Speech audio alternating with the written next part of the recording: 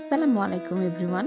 আজকে আমরা চলে গিয়েছিলাম গুলশানের নিউ হাইভড রেস্টুরেন্ট হ্যাপি টি।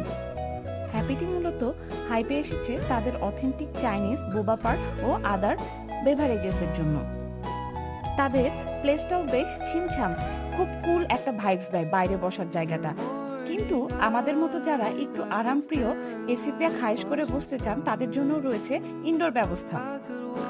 দিন শেষে যে শুধু বেভারেজে পেট ভরবে না, তাই আমরা অর্ডার করেছিলাম কিছু মোমোস বা ডাম্পলিংস।